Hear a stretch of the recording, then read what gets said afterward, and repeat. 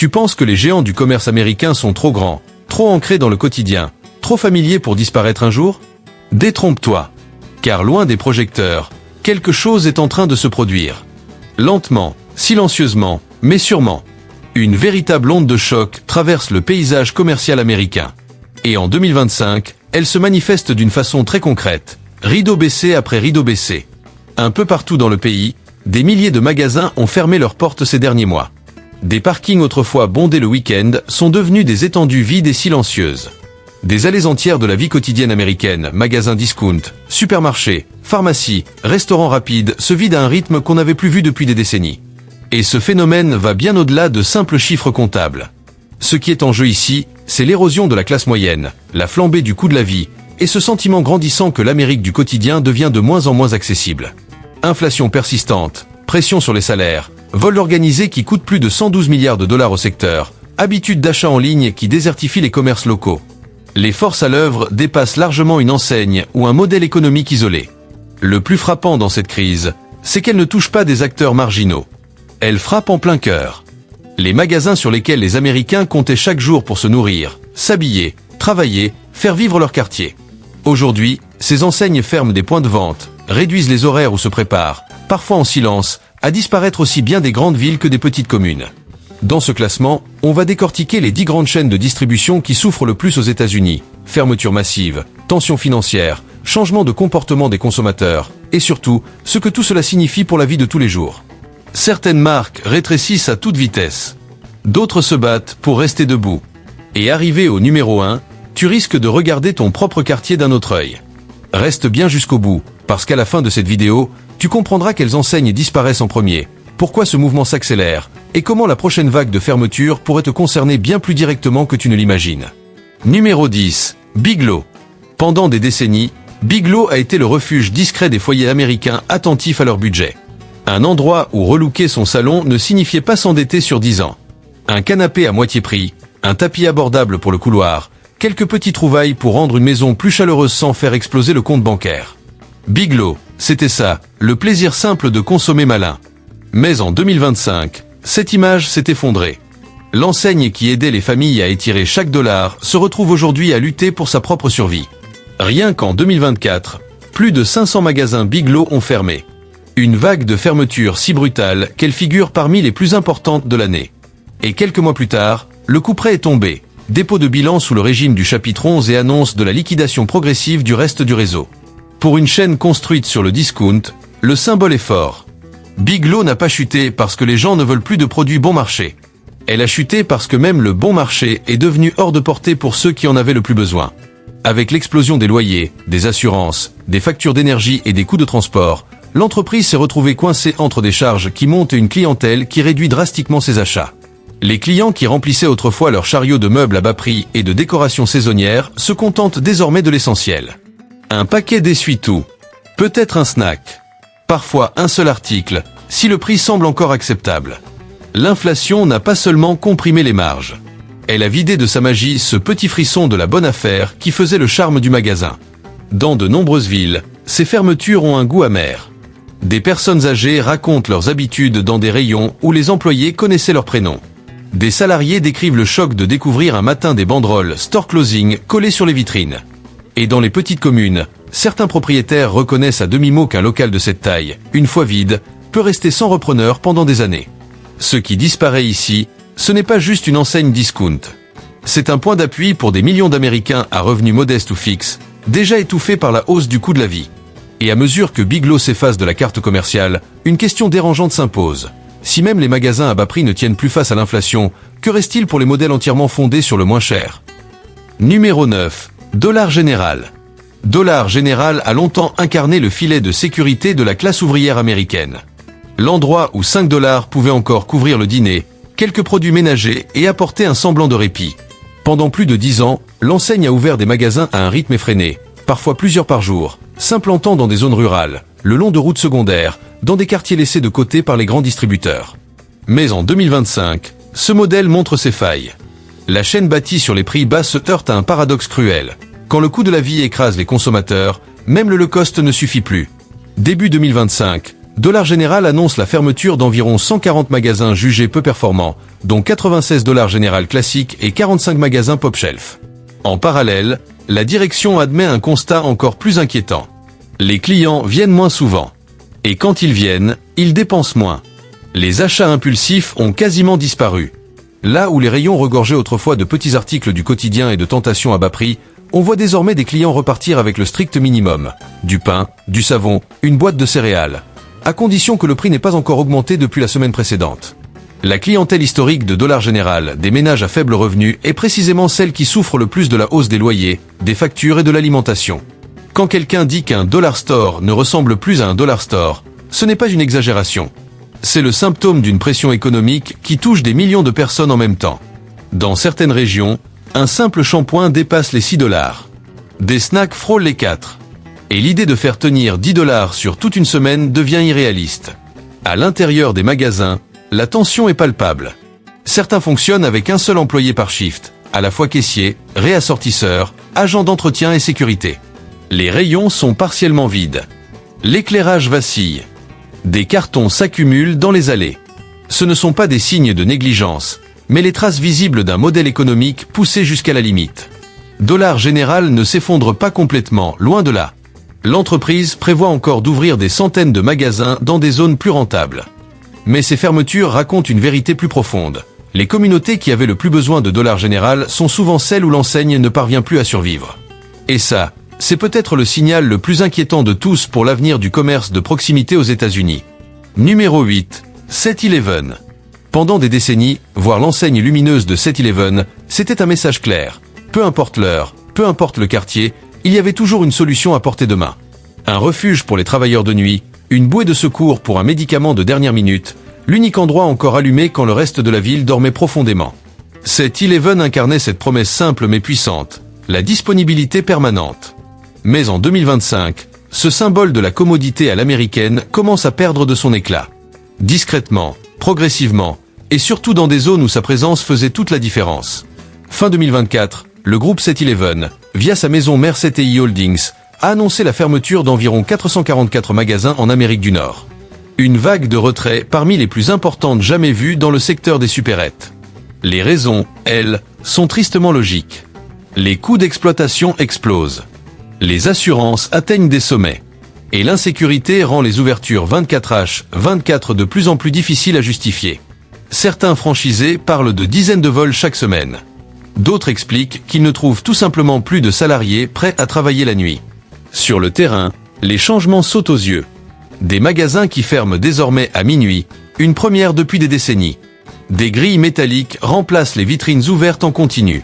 Les caisses sont protégées par des écrans en plastique.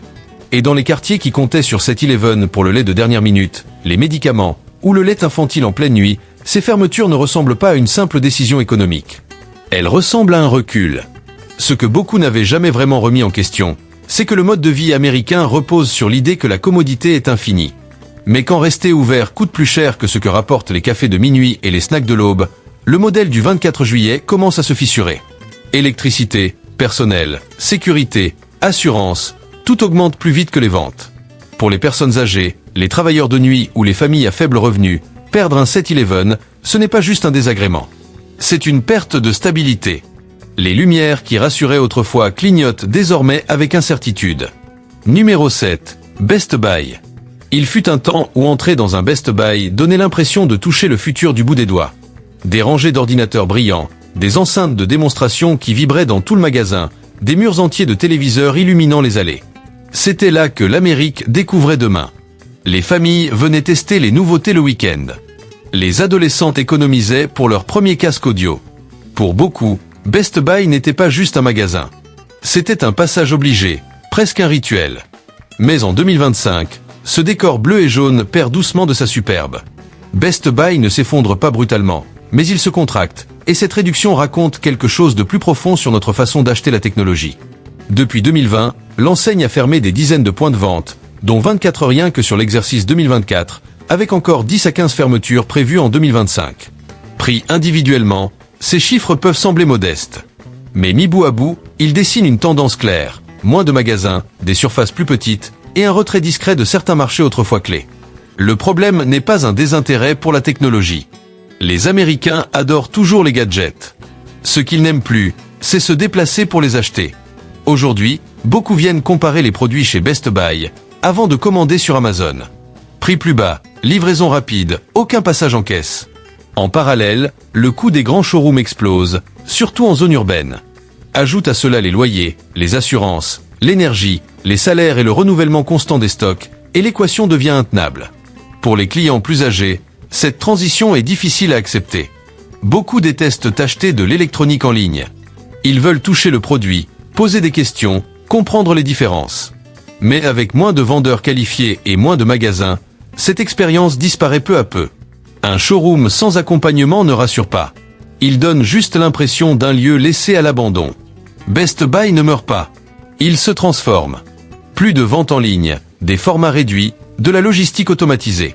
Mais à mesure que ces grands magasins s'effacent du paysage, une chose devient évidente. Quand même les géants de la tech peinent à justifier des espaces physiques, les conséquences dépassent largement le simple secteur de l'électronique. Numéro 6. Subway.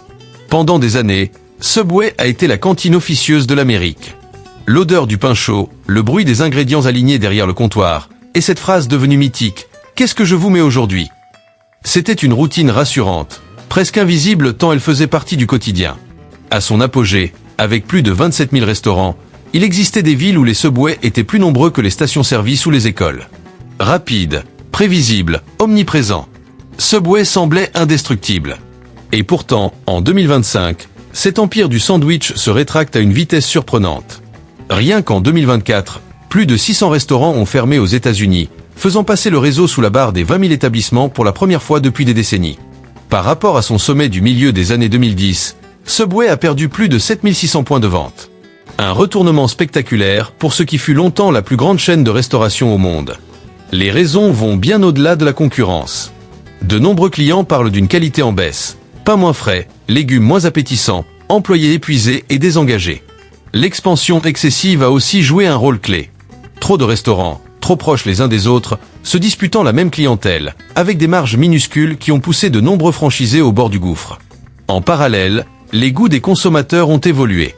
Les Américains recherchent désormais une cuisine plus authentique, plus locale, plus artisanale. Pas une formule répétée à l'infini. Mais le changement le plus frappant ne se trouve pas dans l'assiette. Il se ressent dans l'atmosphère. Beaucoup de clients de longue date décrivent une expérience devenue froide. Un spectateur a résumé le sentiment général en une phrase. Subway était chaleureux. Aujourd'hui, il a l'air fatigué. Moins d'attention, moins de plaisir, moins de liens humains. Et ce malaise traverse des milliers de restaurants. La maison mère tente bien de relancer la machine. Menu simplifié, regroupement de franchises, nouveau design. Mais la question reste entière. Est-ce suffisant pour inverser presque 10 ans de déclin ? Numéro 5. Walgreens. Pendant des décennies, Walgreens a été un pilier silencieux de la vie américaine. L'endroit où l'on passait chercher une ordonnance, quelques produits essentiels ou un médicament en urgence tard le soir. Dans de nombreuses villes, surtout en zone rurale, le Walgreens local faisait office de centre de santé de proximité. Mais en 2025, cette impression de fiabilité se fissure. Fin 2024, Walgreens a annoncé l'une des plus grandes vagues de fermetures de pharmacies de l'histoire des États-Unis. Environ 1200 magasins vont disparaître sur 3 ans, soit près de 14% de son réseau. À lui seul, l'année 2025 devrait voir fermer environ 500 points de vente. Pour une enseigne qui compte encore plus de 8700 magasins, le message est clair. Le modèle traditionnel de la pharmacie ne fonctionne plus partout. Les pressions s'accumulent de tous côtés. Loyers et assurances en hausse constante. Salaires en forte augmentation dans un secteur de la santé déjà en tension. Et des vols qui sont passés du statut de nuisance à celui de menace financière majeure. Dans certains Walgreens, les produits sont enfermés derrière des vitrines en plexiglas. Ailleurs, des rayons entiers sont verrouillés, transformant une course rapide en attente interminable. Paradoxalement, ces mesures de sécurité font fuir les clients, réduisant encore les ventes nécessaires à la survie des magasins. L'impact humain est immédiat. En Arizona, dans l'Ohio ou dans certaines zones rurales du Sud, des seniors doivent désormais parcourir plus de 30 km pour obtenir leurs médicaments. Une cliente de 69 ans a confié « Je ne sais pas commander en ligne. J'ai juste besoin de parler à un pharmacien. » Cette phrase, simple en apparence, résume une réalité bien plus large. Pour des millions d'Américains, une pharmacie n'est pas qu'un commerce. C'est parfois le dernier lieu où le soin reste humain. Walgreen parle de réajustement stratégique. Mais pour les communautés qui perdent leur seule pharmacie de proximité, cela ressemble surtout à un retrait.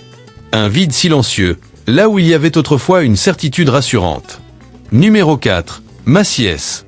Pendant des générations, Macy's n'a jamais été un simple grand magasin. C'était un moment à vivre. Les vitrines de Noël scintillantes, les escalators qui traversaient des étages entiers de vêtements, l'étoile rouge emblématique dominant les avenues. On y créait des souvenirs. On y achetait son premier costume. Pour beaucoup d'Américains, Macy's faisait partie du rite de passage, intégré naturellement à l'enfance et à l'adolescence. Mais en 2025, cette tradition s'estompe, comme les dernières lumières après une longue saison des fêtes. Début 2024, Macy's a annoncé un vaste plan de restructuration destiné à transformer radicalement l'entreprise. Plus de 150 magasins jugés peu performants doivent fermer sur 3 ans, dont 66 rien qu'en 2025. Ce n'est pas un simple ajustement. C'est un retrait massif de régions entières, banlieues, centres commerciaux, centres-villes. Là où Macy's jouait autrefois le rôle de locomotive, attirant les foules et structurant la vie commerciale locale. Dans les magasins encore ouverts, le déclin est palpable. De larges allées presque vides, des rayons soldes qui envahissent les étages, une lumière fatiguée là où régnait autrefois une ambiance chaleureuse. Certains employés décrivent une atmosphère étrange, presque figée, comme un musée. D'autres racontent l'émotion de démonter l'enseigne Macy's pour la dernière fois, avec ce sentiment lourd que quelque chose de profondément américain disparaît. Les raisons sont connues, mais redoutablement efficaces. Le commerce en ligne a redéfini la notion de praticité. Les loyers et les coûts de main-d'œuvre ont rendu le modèle des grands magasins de plus en plus intenable. Et des consommateurs autrefois fidèles, qui venaient chaque semaine, hésitent désormais avant la moindre dépense non essentielle. Même la période des fêtes, jadis garante de foules massives, ne suffit plus à remplir les allées. Aujourd'hui, certains anciens Macy's sont transformés en logements, en bureaux, en centres logistiques, parfois même en écoles. Un symbole fort de notre époque, ce qui incarnait l'aspiration devient fonctionnel, pragmatique, presque utilitaire. Numéro 3. Kroger. Depuis longtemps, Kroger est l'épine dorsale des courses alimentaires américaines. Pour des millions de familles, c'est le point de départ de la routine hebdomadaire. Fruits et légumes, céréales, dîners improvisés après le travail. Dans de nombreuses villes moyennes et banlieues, Kroger n'est pas qu'un supermarché. C'est un repère. Mais en 2025, même ce géant de l'alimentaire sent la pression monter dans une économie où tout coûte plus cher et où la fidélité des clients s'effrite. Officiellement, Kroger affiche encore une croissance modérée. Mais sous la surface, les tensions sont bien réelles. Les salaires augmentent. Les assurances et l'énergie pèsent de plus en plus lourd. Le transport et l'inflation alimentaire grignotent les marges. Et surtout, le grand projet de fusion avec Albertson, un accord d'environ 25 milliards de dollars censé créer un réseau plus solide et plus efficace, a été bloqué par les autorités fédérales. Ce qui devait être un filet de sécurité s'est transformé en zone d'incertitude, laissant des centaines de magasins dans le flou, notamment en Californie, dans l'Illinois ou dans l'État de Washington. Résultat, Kroger commence à fermer ou regrouper discrètement certains points de vente, en se concentrant uniquement sur ses marchés les plus rentables. Ces fermetures ne font pas toujours la une des journaux, mais elles laissent derrière elles un décor familier. Parking vide, entrée condamnée, panneaux on recrute jamais retirés. Les clients, eux, changent de comportement.